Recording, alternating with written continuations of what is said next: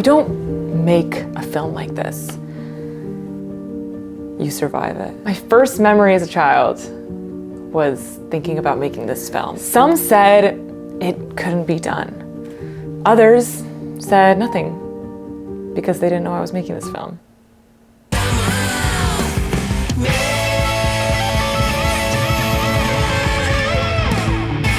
It's been 6 months, so now I can finally show you how I made my very first 2D, 3D hybrid animated film. From figuring out Blender to working with 2D animators and stitching it all together in one kind of ambitious pipeline. Maybe this will be the push you need to get into 2D, 3D yourself. Let's rewind. I love making short films. If you know anything about me, I've made many over the years. Some more complex than others, some more vibe focused, some more character focused, but always with very bright colors, because I have the attention span of a toddler. So for the past 5 to 7 years, I've been working on a little series with my husband called Space Date. And what started as a 1-week cute little project that we did together kind of evolved into its own series in a really charming world. And yes, the characters are based on us. I want each film to be better than the last, but sometimes there are barriers. Barriers like time. The more time I have, the better the film will be. Simple as that. Lucky for you. Come here. I've been unemployed for almost a year now. So I made all the film's backgrounds in 3D. Did I know how to use 3D when I started planning this? Absolutely not. If you're watching this video around the time where I'm posting it, then you can watch Space Date 5 next Friday. So put in your calendar, text your mom, or just subscribe. Honestly, that's easiest. And if you're watching this any other time other than the week that I posted it, you can watch Space Date 5 now, here, or here, somewhere, or maybe up here, I don't know. So let me take you on a journey on how I made my very first 2D, 3D film as someone who knew nothing about 3D. Until now. The idea.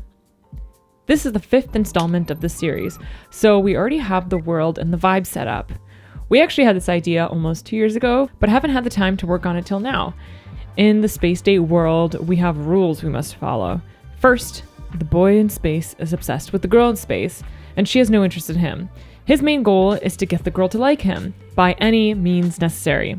Second, the girl doesn't talk, and those are basically the rules. So for this episode, the idea is that the boy wants to become a real man in order to win the girl. And the epitome of manliness is a mustache, right? Storyboards. So first things first, I gave it a super rough storyboard in like the craziest and jankiest way I could make it. So really, I only have to understand what's going on here. Once I get those overall composition ideas, then I move over to Adobe Animate. Or you can use like free alternatives for animation like Krita, Blender, or even Procreate. So I actually start storyboarding the scenes with a slightly tighter drawing of the characters, ideas of the backgrounds, blocking in the background perspective, deciding acting choices, getting a stronger idea of the composition, and making the timing work. Storyboarding is the hardest part of the process for me. You're starting from scratch and basically inventing the best way to tell a story.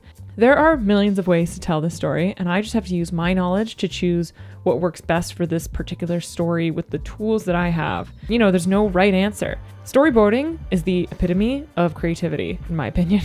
So now that I have my super rough boards, I can move on to making the animatic. So I bring in my boards into Adobe Premiere and I fix some timing around.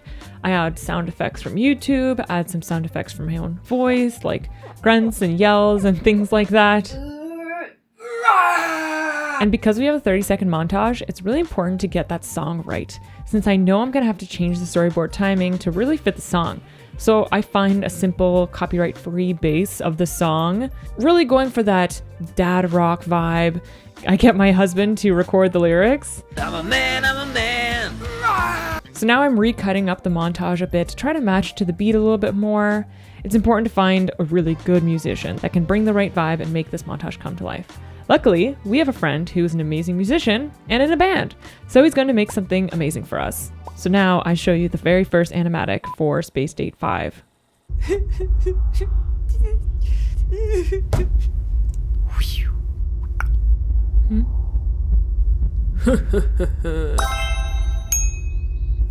Oh yeah, I'm a man. Mustache. Oh yeah, hot dog.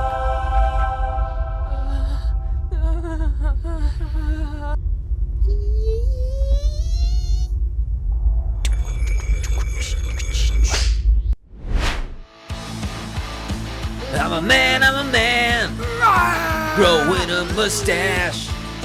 I'm a man, I'm a man. Never wash my hands. Oh yeah. Growing a mustache. I'm a man, I'm a man. Growing a mustache. Never gonna wash my hands. Oh yeah. I'm a man, I'm a man.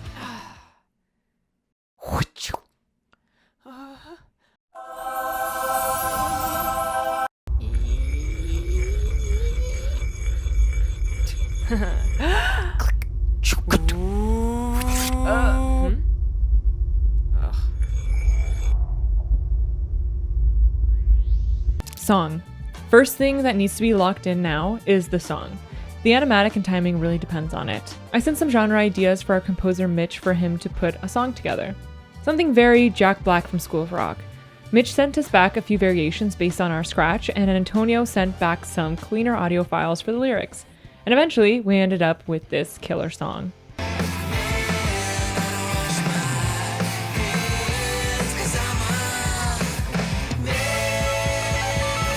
3D testing. Why did I want to make these backgrounds in 3D when I didn't know anything about Blender? All of our previous space dates have been in 2D, and we've done almost all the animation ourselves. But my husband, okay, I'll just start using his name, Antonio, has been getting pretty good at Blender, and I really wanted to learn it. So it was the perfect push for me. And I've been seeing so much cool 3D work that I thought I would look really good and make this episode way more visually appealing than our previous ones. Especially because the style is so simple. I don't want it to look like preschool or anything like that. So I think adding some cool 3D parts to the look will kind of make it look cooler, push it a little bit. So I found these really cool isometric micro 3D sets, and I thought it would look super cute with a 2D animated character on top. I started pulling up a bunch of references of what I think the style could work with. At first, I wanted this very crafty, very small looking world, and I was looking up a bunch of tutorials about the style, but after a few attempts, we decided it would be a lot easier to just go with a very long focal length to make everything look tiny and compressed. So Antonio played with a few rendering techniques and ideas based off the boards and put the character in the scene just to see what he would look like. Because honestly, at this point, we weren't sure if it was even going to look nice. But in the end, we committed to it because look how cool this looks. Before we continue, let me tell you about today's sponsor. I use Squarespace for all my website needs, almost for a decade now actually. It's super easy to set up, you don't need to know any coding, and my portfolio always looks clean with the Brine template. I always get asked how you should be showcasing your portfolio. And using Squarespace for me has been such a game changer. My brand is always consistent, it's readable, it's easy to digest, and that's what's important in design. Hosting my shop is a breeze, and my store is designed to really stand out. And it's easy for my customers because they can pay with any method like Klarna, Apple Pay, Afterpay, and ClearPay. Believe me, there's a reason why I keep doing ads with Squarespace, because I truly believe in this product. Thanks Squarespace for sponsoring this video. Now let's get back to how I made this film. Character design. Yes, my favorite part of the process, and maybe because that's my main profession, character design. Since it's the 5th installment of the Space Date series, I already have the 2 characters pretty thought out. Although every single film, I kind of redesigned the characters because I realized that I hate what it looked like before. I'm taking a previous turnaround and I'm basically seeing what I can come up with to revamp it. I was really inspired by the proportions of the Trolls characters, so I made him really short and stocky. I picked out some new colors, and since this character goes through a few costume changes and like facial hair changes, I'm going to do those callouts as well. We decided early on that we wanted to hire animators because I hate animating, and this film will take years if we have to animate it ourselves. So since we're handing off these designs to animators, it's important that everything is pretty solid as references. Because I'm going to be doing my special poses in the animation files, my storyboards should be really tight. So now the animators don't have to do as much guessing. So for now, getting the colors, making the turnaround, and the costume callouts is basically all that I need right now. Color script. I've been avoiding doing the color script since I thought it was pretty straightforward and we didn't need one. But after getting some test scenes back from Antonio for the 3D backgrounds, I realized I think we need a little bit more direction. So I started to do the color script and realized it would be much easier once I had the background set because the storyboards aren't really accurate and it'll just be wasting my time trying to design this background in 2D when we'll just be building it in 3D. So let's come back to this later. 3D backgrounds. So Antonio has been working on some backgrounds, but because he has a full-time job, he simply can't prioritize it. So I gotta take matters in my own hands. At this point of the year, I knew nothing about Blender. I took a Blender course months after this stage of the film, so I was working off my knowledge from Azusa's ramen bowl tutorial. So this is my time to learn, and start with the scene that is on screen for 2 seconds. I spent an obscene amount of time making this sync, and after the overwhelming feeling passes, I kind of end up with a bathroom scene that almost works. I'm very proud of myself. So I line up my camera, sketch out a few notes, and Antonio takes it to a more final look. Didn't make sense why this was our first style test, but now I look back and I see perhaps it was smart to work on a set that's only seen once. I don't have to think of all the different scenes this background needs to work with, so good job, Jackie, from 5 months ago. Okay, enough dilly-dallying. It's time to finally make the establishing shot. Without figuring out this scene, I feel like nothing can work. This is the ultimate screen test. So I start blocking out the scene and starting to make some props. I'm looking at a lot of references of cute, chunky game props to kind of set my world in. I'm still very new at Blender, and it's so frustrating when you kind of have an idea of what you want to do, but then you can't figure out the tools to do it. But the more I learn, the more I go back to my older designs and revamp them. It's time to design this bulletin board, since it'll be present in most scenes. Antonio took a shot at it, but it's time for me to clean it up and set it in the world to see if it works. I designed the props that are important to the story first, because once these important bits are in, then things will start to follow. This magazine is also integral to the story, but before I finalize the design, I make sure it works with the storyboards for what we need to do. Eventually, I realize I have to flip him. I'm also making sure that the camera view is set up, so everything that I'm building is within the composition and it works for the scene. So now that I have a few rooms blocked out, I can go back to my color script. Just kidding, I don't want to do this because I don't want to. Props! Again. So Antonio finishes the establishing shot and I give some red lines to make the composition stronger, and it's time for me to make the man map, as I call it. So we need a second version of this mind map cluttered with all this man stuff. What's the manliest stuff I can think of? Fishing, football, tires, hammer, dumbbells, bowling? The kookier the better. Really leaning into the stereotype of manliness and making props that the character will be using during the montage. We decided everything he interacts with will be in 3D, so it connects him to the environment. And how will we do that? Well, we'll cross that bridge when we get to it. I paint out some headshots of famous mustache men to fill the wall with, and I think it'll be funny to throw in some abs.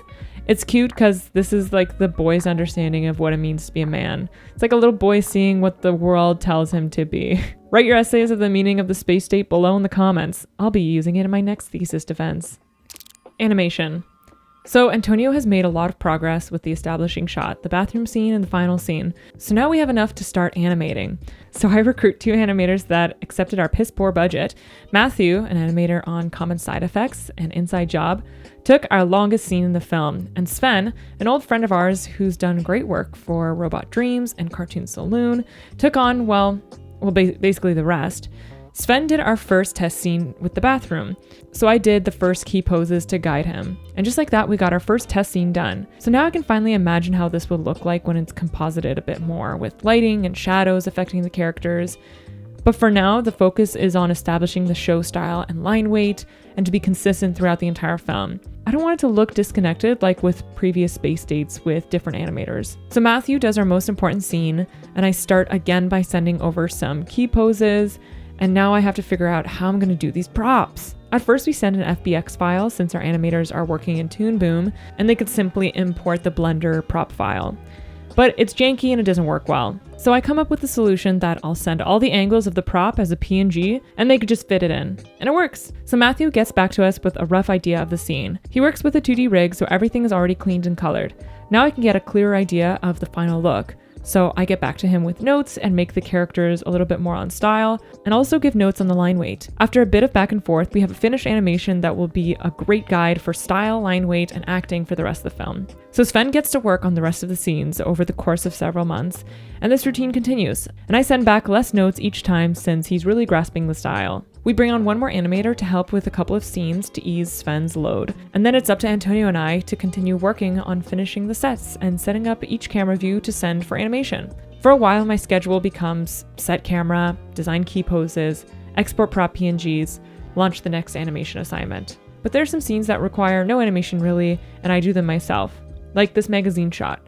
But now I have to figure out how to animate stuff in Blender. I don't know how, but eventually I do figure it out. This is also my first time learning how to animate the camera move. Another challenge. So eventually all the assignments are launched and I'm starting to get back some clean scenes.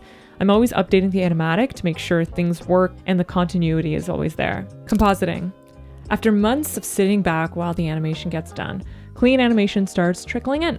Now it's time for me to pull up my sleeves and figure out how the hell am I going to put this in a 3D set.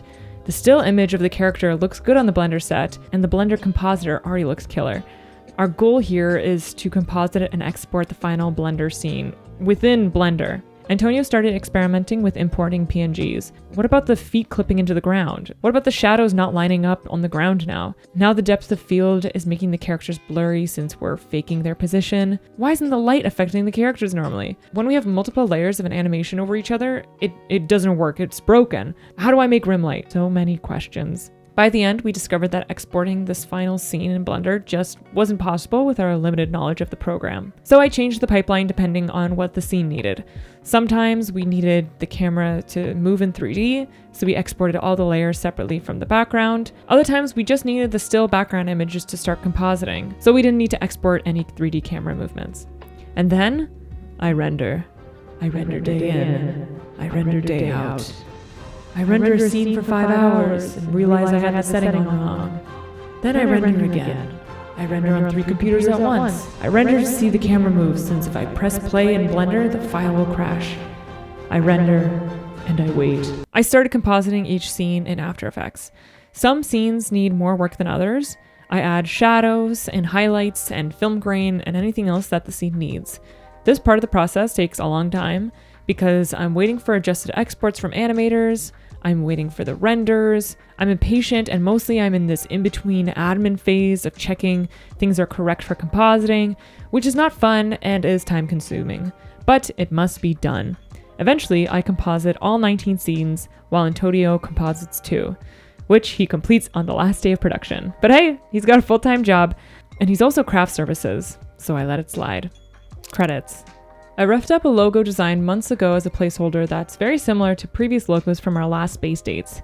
I was thinking I would introduce the crying boy, then the film would start. So I put a call out to help animate this logo in a motion graphics type of way. Our very talented friend Dennis wanted to take a stab at it, and I was really excited about this because his art is 3D with very realistic textures and feels so tangible. I thought, why did I even think this logo should be in 2D? Making it 3D would be way cooler and fit in with the visual theme of our film better. So he sent a few variations, and I sent back some ideas, and he sent some ideas how we can animate it, and after a little bit of back and forth, we came up with this. So cool. Effects. During our initial call for animators, Andrea reached out to ask if we needed an effects animator. I didn't even consider this, and then I realized, yes, that would make this film way better. He started off by sending us a few style design variations to see what would fit with the film, and as I was getting clean animated scenes back, I would send them back to Andreas to throw in some effects. Sometimes a scene would feel more dynamic with just a minor effects. Other scenes, he added huge ideas, to which added a much needed punch. Sound design. It's time to send our final film over to our sound designer, Mitch, who also composed our song. This was his very first time making film sound design, but after the first listen, he did a terrific job. Like always, I gave him some notes back to really clarify some moments we wanted to stand out, or to clean up a sound here or there. Marketing. If I don't want the short film to flop like some of my previous space dates, I gotta put together a marketing strategy so people will actually watch it. I didn't spend 6 months making this for only my mother to watch it. If you're interested, I posted an in-depth explanation of my marketing strategy on my Patreon, so you can check it out.